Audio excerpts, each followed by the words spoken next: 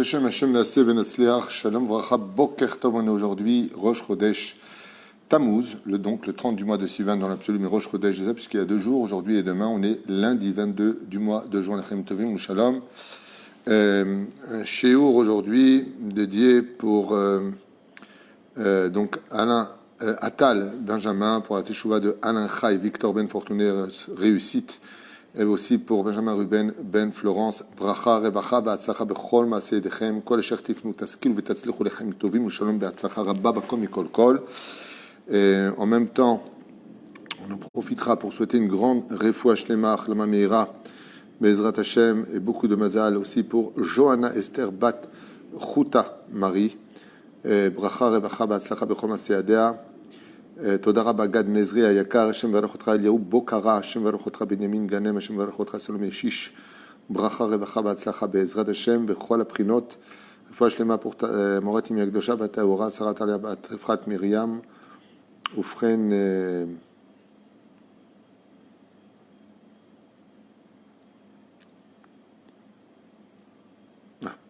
ça c'est משהו אחר, שנייה אחת, רפואה שלמה pour ג'סיקה שמחה בת נטלי שושנה, רפואה שלמה החלמה מהירה בעזרת השם, הצלחה לאנטוני פרננדז, יעקב דניאל בילר היקר, תודה רבה מכל הלב, רפואה שלמה pour גבריאל בן יעל, וכל עם ישראל.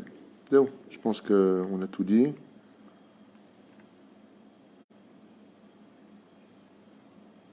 Ok. החלמה מהירה בעזרת השם pour רולנד ציון בן מרים, ובכן אברהם בן אורה נלי. Gad Avraham ben Oraleli. Ok, on a fait plus ou moins le tour.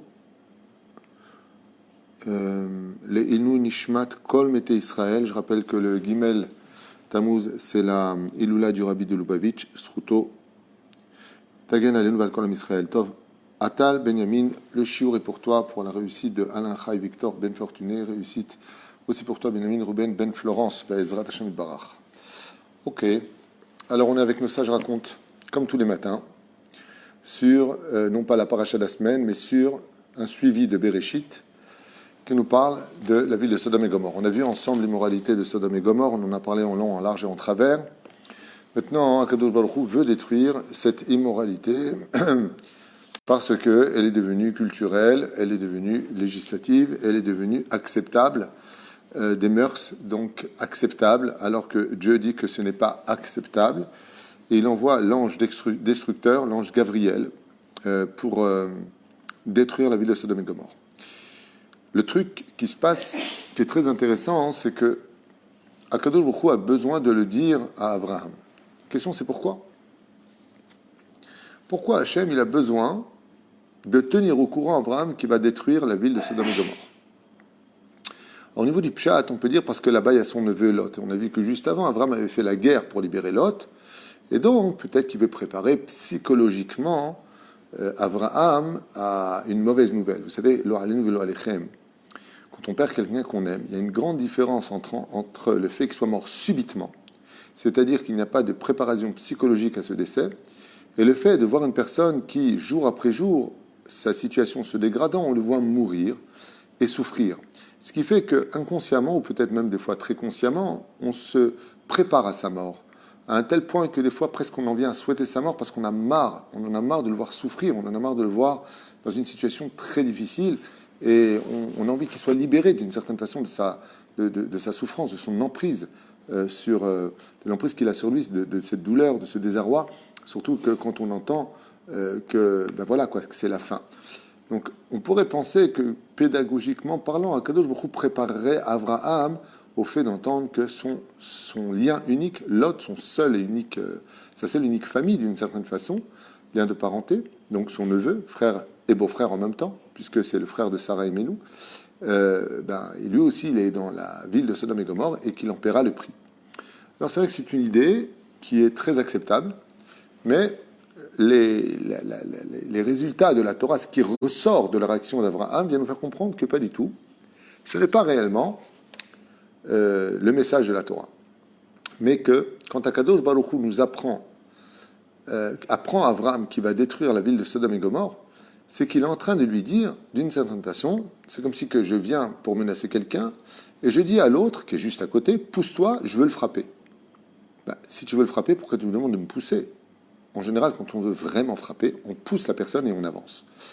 Le fait que Akadosh Baruch Hu annonce à Abraham qu'il va détruire la ville de Sodome et Gomorrhe, vient lui annoncer, est-ce que tu peux empêcher ça par ta prière ou par des arguments? Et ainsi est souvent la vie. Un moussar esquel qu'on doit tous prendre en compte. Des fois, on entend des mauvaises nouvelles, ou des nouvelles un peu difficiles. On entend qu'un malade va très mal à l'hôpital. On entend qu'il faut faire une chaîne de Teilim. On entend qu'il faut aider une famille. On entend plein de choses. Pourquoi Dieu nous fait entendre ce genre de message? Parce qu'il attend de nous qu'on intervienne. C'est-à-dire, est-ce qu'on aura de l'empathie ou de l'indifférence par rapport au message qui est lancé chez nous? Ce qui veut dire que, des fois, on ne peut pas tout le temps aider financièrement. Des fois, nous-mêmes, on est en difficulté. Mais peut-être que tu peux prier. Peut-être que tu peux agir par une parole. Peut-être que tu peux faire intervenir quelqu'un qui puisse aider. Et ainsi donc, on apprend de cette paracha, donc Vayera, de celui qui est capable de voir que quand une nouvelle vient à tes oreilles, et que souvent toi-même, tu es dans l'incapacité de pouvoir donner réponse, eh bien, tu peux quand même prier. Tu peux quand même essayer d'argumenter dans ta Edbo des doutes en disant, regarde Hachem, j'ai entendu qu'un juif que je ne connais pas à droite ou à gauche est en grande difficulté, Yehi Ratson, que tu l'aides. Et c'est ce que vient nous apprendre aussi Abraham Avinu. L'empathie. Dieu va détruire une ville comme Sodome et Gomorrhe, et Abraham a de l'empathie. Il faut savoir que Abraham est souvent comparé à Noach.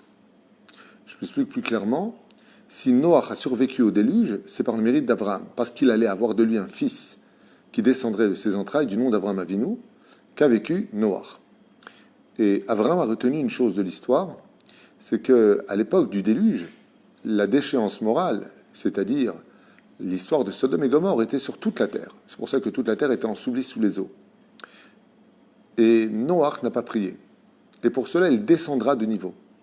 Abraham Avinu alav shalom ne veut pas recommettre la même erreur que Noach. Vous savez, souvent, on parle de Armageddon, la fin des temps, Gog ou Magog, comme si c'était une chose bien, que... Moi, je sais pas, d'entendre que des gens risqueraient de mourir pendant une guerre nucléaire, ça ne réjouit pas le cœur de l'homme. Peut-être qu'on devrait prier pour ne pas que ça arrive. Peut-être qu'on devrait prier que Dieu change le cœur de l'homme, de ce cœur de pierre, pour devenir un cœur de chair. Ne pas accepter les choses de telle façon à ce que, d'une certaine façon, on reste fataliste. Ah ben Dieu veut détruire, bon ben, qui détruise? Il sait ce qu'il fait. Il sait ce qu'il fait, Dieu. Ben alors dans ce cas-là, pose-toi la question, pourquoi il te le dit qu'il va faire ce qu'il fait? Il veut ton approbation? Non. Il veut que tu signes? Non. Il veut que tu le saches simplement comme un concierge qui doit tout savoir? Non. Alors qu'est-ce qu'il veut?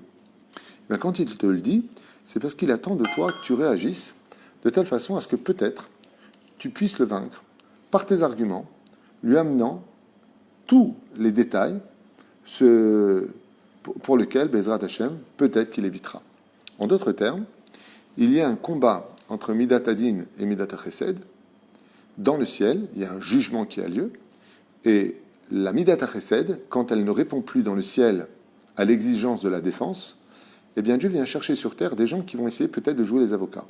Et pourquoi? Parce que quand on est capable, en tant qu'humain, d'avoir de la compassion pour des gens mécréants, cela déstabilise le dîn. Ça veut dire que des humains seraient capables d'avoir plus de pitié que Dieu lui-même. Ce qui fait que le jugement est remis en compte grâce à Abraham Avinu. Et c'est ce qui va se passer. Ceci étant, Abraham n'aura pas d'argument suffisant pour empêcher la destruction de Sodome et Gomorrhe. Mais au moins, il aura essayé.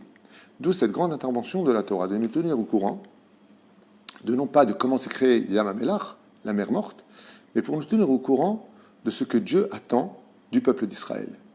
Ne restez pas indifférents aux mauvaises nouvelles, ne restez pas indifférents aux décrets difficiles. Priez, intervenez, aidez, par une belle parole, par une prière, par un geste, par un soutien, par de l'aide financière. Lo leishaer adish. Bien entendu, encore une fois, je le dis, je le répète, des fois, on ne peut pas agir soi-même, parce qu'on a déjà beaucoup agi, mais on peut faire intervenir quelqu'un d'autre. Voilà. Bikesh Akadosh Baruch Hu l'adon et Sedom. Donc, comme je vous l'ai dit, maintenant on est dans le texte. Akadosh Baruch Hu a demandé maintenant le jugement de Sodome et Gomorrhe. Vekara lefanav shishim ribo malachim, et il a convoqué 600 000 anges pour la destruction de Sodome et Gomorrhe. Amrou le fanam al Asharet. Les anges ont dit à Dieu, Ribon Haolamim, maître des mondes, parce que Dieu gère tous les mondes, Mi bet din shel ma'ala, ata lokar shishim ribo. Ulmata ata lokar et Abraham, Yichidi. Ils disent, je ne comprends pas. Pour le monde d'en haut, tu prends 600 000 anges. Et pour le monde d'en bas, tu prends que Abraham. Madou atarchivo kol kar. Yeshiv Elokim Abraham, iye le goy gadol, veshishim rebo yetzeu. Il dit tout simplement, donc vous avez compris qu'ici il y a une ta'ana, un argument des anges, donc au nombre de 600 000 qui sont convoqués par Dieu pour le jugement de Sodome et Gomorrhe et sa destruction. Et sur terre, il fait appel qu'à Abraham. Les anges disent, excuse-moi, mais Abraham, il vaut 600 000 anges, Atkedekar, à ce point-là. Et Dieu leur répond, c'est pas ce que je veux dire, mais il faut savoir que d'Abraham descendront 600 000 âmes qui correspondront à votre chiffre à vous de façon supérieure. En d'autres termes, on vient d'apprendre aujourd'hui que Abraham, à l'image de Moshe Rabbeinu, équivalait à 600 000 âmes. Pas simplement que de lui descendraient 600 000 âmes, mais que la Neshama d'Abraham équivaut tout le peuple d'Israël. Amar Hashem Belibo. Hashem donc s'est dit en son sein, Yodeani ki oev Abraham et kol bene Adam. Et si je m'adresse à lui, c'est parce qu'Abraham Avinu aime toute l'humanité. Il n'est pas sectaire, loin d'être raciste. Abraham estime que chaque homme a sa place sur terre et que chaque homme a le droit d'être défendu. Et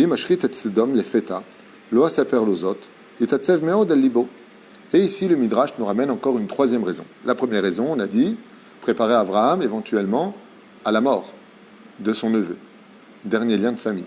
Deuxième chose, lui faire comprendre que je vais agir, peut-être que tu peux faire quelque chose. Troisième chose, et là il nous le dit, de peur qu'Abraham entende donc de façon subite et devienne très triste. Ça rejoint la première Ta'ana. Alken agelelo et asher ani oseh lisdom biglal maasehem haraim vegam asaper lo maaseh hana'ara shetzaaka ve'alta ve'tzaaka ad hashamayim. Et qu'est-ce que va faire Hachem? Il dit, je vais lui dire que je compte détruire la ville de Sodome et Gomorrhe. Et qu'est-ce qui s'est passé avec Pélétit, fille de Sodome, fille de Lot, dans la ville de Sodome, qui a été donc oint de miel et qui est morte piquée par des centaines, voire des milliers d'abeilles et de guêpes qui l'ont détruit. Kara Hashem el Avraham qui od me'at yashrit et Sodome. Et donc Akadosh Baruch Hu a prévenu Abraham sur la destruction de Sodome et de l'immoralité de Sodome. Ne'enach Abraham itranel l'Hashem ve'amar. Abraham Avinu, quand il a entendu ça, il a sauté sur l'occasion en disant, Maître du monde, peut-être qu'il y a encore une chance, peut-être un moyen de changer l'histoire. Hachem Elohim. Et donc, regardez ce qui se passe ici, dans la prière d'Abraham, il ne dit pas que Hachem, Dieu de miséricorde, mais il dit Elohim, Dieu de justice. Donc, ensemble, Hachem Elohim. Il dit, Abraham à Dieu, dans son argument, je ne comprends pas. Tu as créé l'homme avec du Yetzeratov, du Yetzerara, du bien et du mal. Tu lui as proposé dans son libre arbitre de faire le bien ou le mal. Derech Chaim, le chemin de la vie. Shimifrar ba Adam, Yaseraktov. Si l'homme, dans son choix, décide de faire du bien, il fera du bien. Mais Derech Hamavet, et le chemin de la mort. Shimicheta Yedayamut. Effectivement, si l'homme choisit de faire le mal, eh bien, il s'engage vers le domaine de la mort, donc de la Xéra. Et donc, pour cela, tu lui as donné à toute l'humanité, d'une certaine façon, le devoir de s'entraider, de s'aimer, de se respecter, donc de faire du bien et de la tzedaka, de s'entraider tous les uns les autres. Ach, yadata. Seulement, tu savais, Gam, attendez juste un instant. Voilà. Et voilà.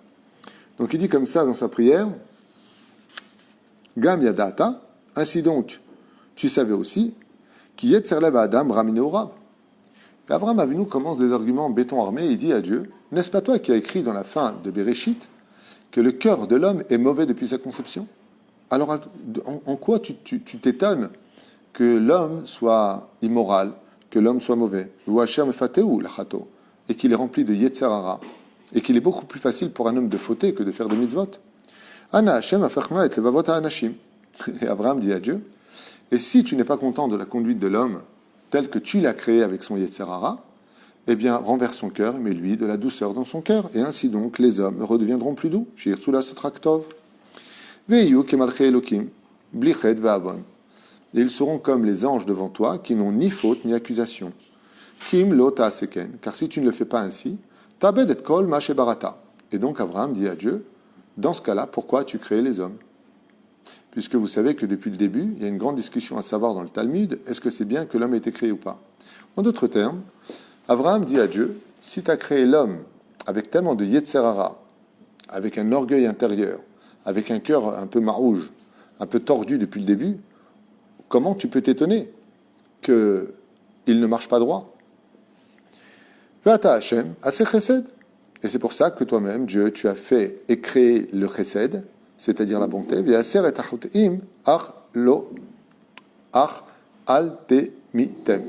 Et donc, qu'est-ce qu'il dit? Au lieu de les mettre à mort, fais intervenir tout simplement ton chesed. Tu es un Dieu longanime, étends ta bonté sur eux.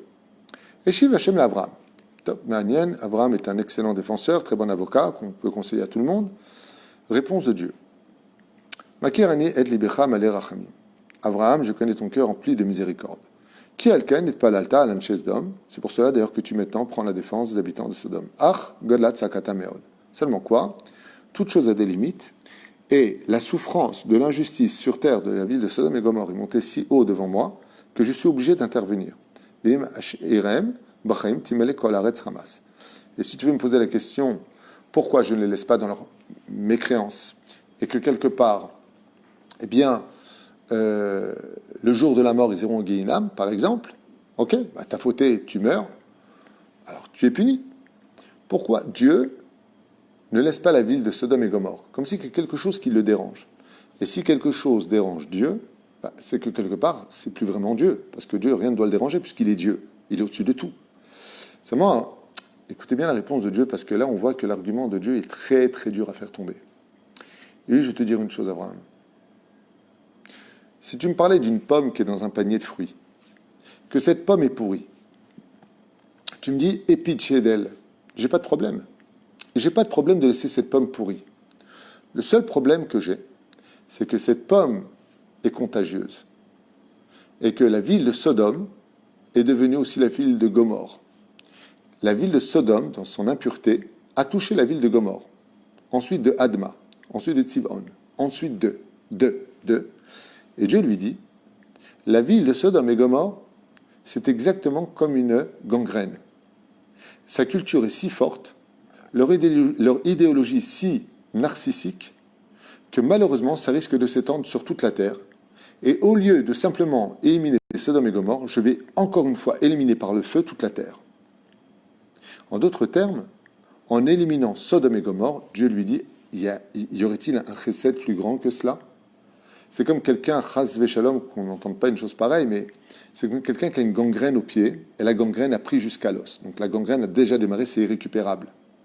Est-ce que le fait de couper la jambe, c'est lui faire du bien, ou c'est de le tuer? Bah, tu lui coupes une jambe, il va manquer quelque chose. Mais si tu ne lui coupes pas la jambe, ça va atteindre le cœur et il va mourir. C'est ce que dit Hachem. C'est-à-dire que même la justice divine est empreinte d'un chesed absolu. Et la reine Omerlo, Haïm Temale Haaretz, Hamas, Gezel ou Mirma. La même erreur qui a été commise à l'époque du déluge a commencé par un groupe d'hommes qui ont influencé les autres. Et ça s'est propagé sur tout le territoire à un tel degré que, à un tel degré que toute la terre a mérité la mort. En d'autres termes, Dieu dit à Abraham, si je ne mets pas un terme à cette assimilation, à cette propagation, c'est ça, de cette immoralité, eh bien, ce n'est pas que la ville de Sodome et Gomorrhe que je vais détruire, mais toute la terre.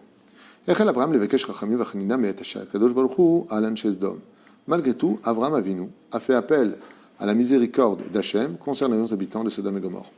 Et il lui a dit, Ribono shel olam, maître du monde, Aren ishbata shencha mevi od mabul haolam. Et il lui a dit, maître du monde, mais n'est-ce pas toi qui avais promis de ne pas apporter de déluge sur le globe de la terre? Vechi mabul shel maim bilvad, iftarta shelo leavi, shelachen mevekesh ani leavi arshav mabul shel esh. Et Dieu lui a répondu, oui, j'ai promis de ne plus amener un déluge d'eau, mais je n'ai jamais promis de ne plus amener un déluge de feu. Et là, Abraham, comme on dit, il rentre dans l'art. Qu'est-ce qu'il dit à Dieu? Il lui dit, si tu fais vivre le monde selon ta justice seulement, sache que le monde ne pourra pas exister. Le monde ne peut pas vivre selon Midat Adin. Tu es obligé, Hachem, d'être Midat HaChesed. Et en cela, il y a quelque chose de très fondamental au niveau du divin. C'est que si celui qui m'énerve, je le frappe, c'est que je suis un homme. Si celui qui a fauté, je le punis, tout homme peut le faire. Mais d'être capable de se surmonter, d'être capable de pardonner, d'être capable d'oublier, d'être capable d'effacer des fautes qui vont à l'encontre de mes ordres, c'est être capable de se surmonter sur toutes ces midotes. Et c'est ce que dit Abraham à Dieu. Si tu es vraiment Dieu, comme je le sais, sois capable d'aller au-delà de tes propres justices. En d'autres termes, tu dois remplir ton chesed dans le din. Mets de l'eau dans ton vin. C'est vrai que le goût va changer, tu perds la teneur du vin qui met ta din, mais malgré tout, ça devient buvable pour l'humanité.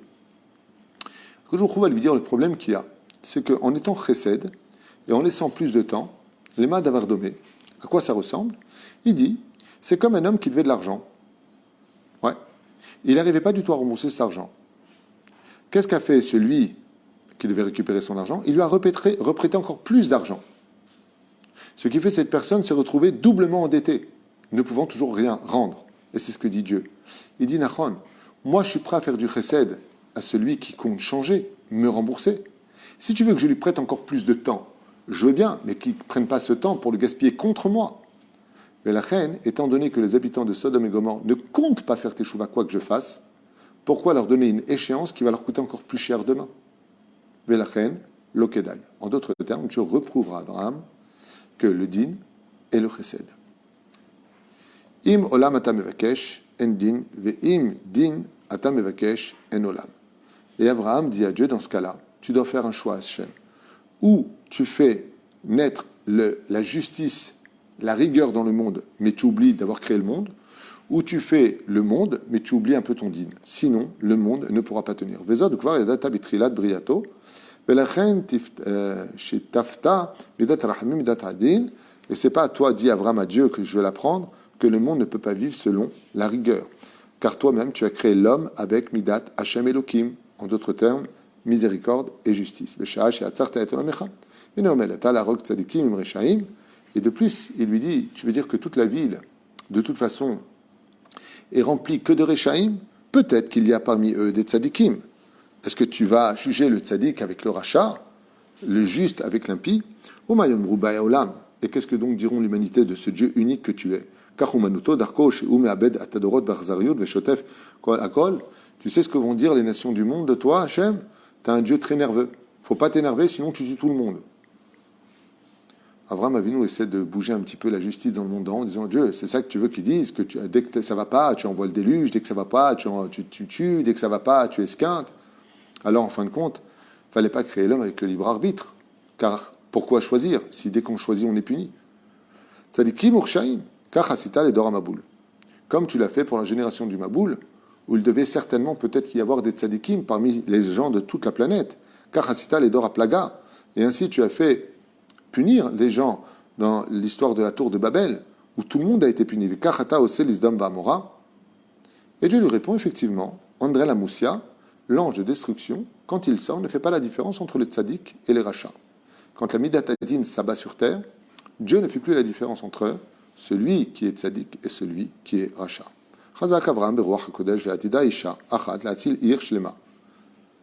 Et donc Avraham Avinu, d'un coup, a eu une prophétie.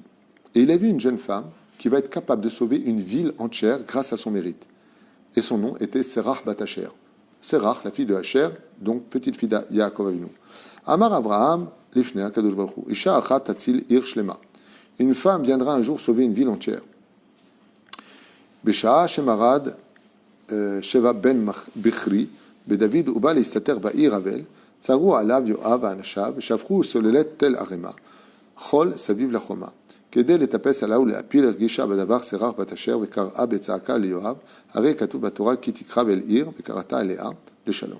Donc en d'autres termes, on parle de Serach bat Asher à l'époque du roi David, qui préviendra Yoav de la destruction de la ville, de ne pas agir ainsi, car Akadosh Baruch Hu ne veut pas la destruction des villes. Et tu viens maintenant détruire toute la ville. Donc ici, on nous parle brièvement d'un passage de Shmuel Bet, où Serach Batacher, qui a vécu donc extrêmement longtemps, comme on peut le constater au niveau des âges, eh bien, se tient ici face au fait qu'elle défendra la ville de Sodome et Gomorrhe. Ce qui va donner du courage à Abraham de se renforcer dans son idéologie, de continuer à prendre la défense de la ville de Sodome et Gomorrhe. Qu'est-ce que dit Abraham? Il dit à Dieu, laisse-moi un instant réfléchir, pour éviter d'amener à cette ville la destruction finale. Et donc, qu'est-ce que va faire Abraham Avinu? Il va se souvenir de combien sont rentrés dans l'arche, et donc, En, Eda et la Béasara, il va dire à Dieu, peut-être qu'il y a 50 tzadikim. Si on pose la question, et je finirai avec ça pour aujourd'hui, pourquoi Dafka, il dit 50 tzadikim? Si vous vous rappelez bien ce que l'on avait dit, eh bien, les 50 tzadikim correspondent aux 5 villes. Sodome et Gomorrhe ne sont pas que 2 villes, il y a 5 villes en tout. Ce qui fait que si je divise, comme le dit Rashi, 50 par 5 villes, ça me fait 10 tzadikim par ville. En d'autres termes, Abraham se demande s'il y a un kollel de 10 personnes qui étudierait la Torah. Est-ce qu'il y aurait des gens, bon à l'époque il n'y avait pas de Torah, vous avez compris, on parle de cette loi noachide, mais est-ce qu'il y aurait peut-être 10 personnes dans une ville qui seraient justes? La Torah vient nous apprendre ici que s'il y a 10 tzadikim dans une ville, ça suffit amplement pour sauver la ville, même si elle est totalement pourrie. Avraham Avinu dit, bon, ok, 45. Pourquoi 45? Eh bien parce que si on a 9 par ville, et que toi, Hachem, tu te joins à eux, ça fait 10. Donc on reste au même niveau. Dieu lui dit, il n'y a pas. Alors il dit 40. Dieu lui dit, il n'y a pas. Il dit 30, il n'y a pas. Il dit 20, il n'y a pas. Il dit 10. Et Dieu lui dit, il n'y a pas. Si je fais le calcul, 10 divisé par 5, ça fait une chavruta. La Torah vient nous enseigner que s'il y a 2 hommes qui étudient la Torah dans une ville, donc à l'époque, il n'y avait pas la Torah avec les lois noachides, si vous préférez, quoique la Torah a été transmise de génération en génération, Baal Pé, mais si donc j'en ai 10 divisé par 5, eh bien on apprend de là, qu'avec l'aide d'Hachem, à partir de ce moment-là, même 2 hommes qui étudient dans une ville la Torah, donc la Torah d'époque si vous préférez, suffiraient amplement pour pouvoir sauver une ville. Dans les temps modernes, en 2021, aujourd'hui, puisqu'on est lundi 22 du mois de juin, on apprend que quand la Midat Hadin s'abat sur une ville, quand on a le mérite d'avoir des synagogues, des Baté Midrashot, des Kolélim dans la ville, eh bien, ce sont eux, le dôme de fer. Voilà ce que nous apprend ici Abraham. Peut-être qu'il y a des tzadikim. Il ne dit pas peut-être qu'ils ont des armes pour lutter contre Amidat Hadin, mais peut-être qu'il y a des tzadikim. Et à partir du moment où Be'ezrat Hashem, on se retrouve face à cette situation d'avoir des tzadikim, on voit que dans le ciel, eh bien, on a les moyens de pouvoir intervenir de telle façon à ce que la Midat Hadin ne frappe pas le sol, grâce à ceux qui étudient la Torah. Ayan Berashi, tout ce que je viens de vous dire, Rachid explique dans le texte de la Torah elle-même, pour le meilleur de l'avenir du peuple d'Israël. Be'ezrat Hashem, si nos dirigeants connaissaient les secrets de la Torah, ils verraient que le monde religieux et ceux qui étudient la Torah dans les Kolélim sont loin d'être des parasites, car en réalité, ils forment une espèce de bouclier spirituel sur lequel, quand la Midat Hadin s'abat, eh bien, Abraham dit Hachem, peut-être qu'à Sodome et Gomorre, il n'y avait pas 10 tzadikim, mais aujourd'hui, je pense qu'on peut très, très, très facilement compter au moins plus de 1000 tzadikim par ville en Eretz Israël. Ichiam Israël, Chaim Tovim, Shalom, Bracha, Ve'atzlacha, on se revoit dans quelques instants pour le prochain Shiur, Kol Tov. À tout de suite.